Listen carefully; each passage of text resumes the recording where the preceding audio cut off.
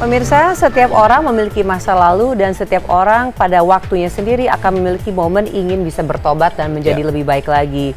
Namun kadang-kadang di saat kita justru ingin di jalan yang benar itulah saat kita diberikan cobaan bertubi-tubi. Dan hal inilah yang ingin disampaikan oleh seorang Shinta Bachir yang mengatakan bahwa ya masa lalunya mungkin ada banyak hal yang tidak ia banggakan.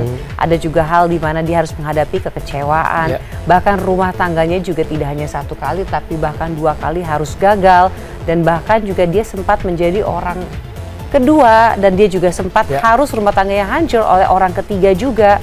Dan ternyata ini adalah satu hal yang ingin membuat dia membagikan kepada kita semua tentang bagaimana bisa menjadi orang yang lebih baik lagi. Ya, dan yang pastinya apapun yang dia pikirkan sekarang, dia lebih fokus bagaimana caranya untuk bisa memperbaiki dirinya. Karena untuk belajar lebih ikhlas itu yang pasti akan sangat sulit sekali ya. Ditambah dia kan memang sekarang lagi berproses untuk menjadi orang yang lebih baik. Jadi ketika dia mendapatkan cobaan yang dirasa datangnya itu bertubi-tubi, dia ngerasa bahwa ya mungkin ini adalah cobaan yang datangnya itu dari karmanya dia gitu. Jadi dia memang memanifesting pikirannya bahwa pasti setelah ini saya akan mendapatkan kebahagiaan. Tapi yang kita banggakan dari Shinta ini adalah dia mengakui apapun keputusan dia mengakui apapun yang dia lakukan di kehidupan yang lalu dan sekarang dia mau memperbaikinya di kehidupan yang sekarang seperti itu. Betul. Tetapi mungkin ya pemirsa ada beberapa di antara orang-orang yang ingin bertobat, ingin ikhtiar menjadi lebih baik lagi, mereka harus melalui traumanya terlebih dahulu sebelum bisa memantapkan dirinya untuk di jalan yang benar. Nah, Shinta sendiri mengatakan bahwa kegagalan pernikahannya itu mengakibatkan trauma yang luar biasa. Dan trauma ini kan tidak hanya saja berlaku bagi nanti hubungannya ke depan dengan pria lain. Mungkin akhirnya membuat dia pun menjadi mencurigai berbagai hal, tidak berpikir positif terhadap dirinya sendiri. Nah, kita akan mendengarkannya seperti apa kisah perjalanan hidup seorang Shinta Bachir dan titik di mana dia akhirnya menemukan pencerahan tersebut. Langsung saja kita lihat, ini dia liputannya untuk Anda. Bukan mungkin ya, memang karena image yang saya bangun itu adalah artis seksi, terus saya pernah menjadi istri kedua, akhirnya dirajut dengan media kan, yang akhirnya dirajut ketika ada artis lain kena masalah disangkut pautkan lagi ke saya, Pak Ustadz. Ya, setelah itu saya ada rasa keraguan, tidak percaya bahwa perempuan seperti saya ini apakah saya pantas bahagia seperti perempuan-perempuan lain gitu loh. Yang meneteskan air mata adalah keraguan tentang hidup saya, apakah ini tuh apa yang saya jalanin ini, apakah yang saya jalanin sekarang ini adalah karma yang harus saya jalanin sampai kapan ini gitu. Penyesalan memang selalu datang terlambat. Inilah yang menjadi dilema dalam kehidupan Shinta Bachir, karena semua yang sudah terjadi justru menorehkan noda hitam yang sulit untuk dihapus kembali. Di hati kecilnya ingin kembali ke masa lalu dan tak pernah memutuskan untuk menjadi seorang istri kedua. Tapi itu semua tak mungkin terjadi karena waktu tak bisa dibalik. Penyesalan adalah saat saya menikah menjadi istri kedua dan itu mencuat ke publik karena saya public figure yang akhirnya karena poligami itu di Indonesia tetap aja itu pro dan kontra ya, walaupun di Islam itu boleh tapi di Indonesia itu sebuah yang tabu gitu, dan bahwa perempuan yang sudah pernah menikah menjadi istri kedua itu adalah perempuan tidak baik gitu loh. Itu yang akhirnya tuh membuat kehidupan aku sendiri kayak sekarang ini jadi kayak catatan buruk dalam hidup aku gitu. Menjadi second wife itu perempuan tidak baik.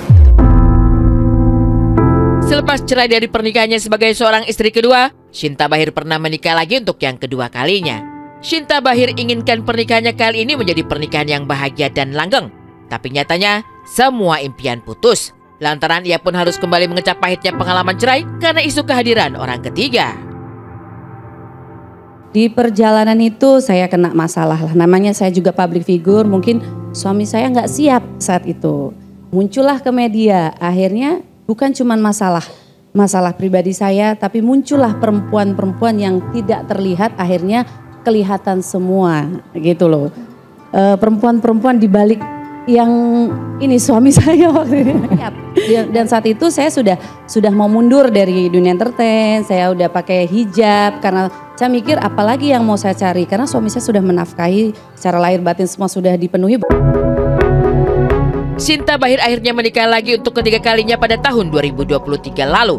Tapi lagi-lagi, pernikahan itu harus kembali gagal hanya dalam masa 2 bulan. Sungguh pedih untuk membayangkan bahwa impian bahagia ternyata hanya sebatas angan.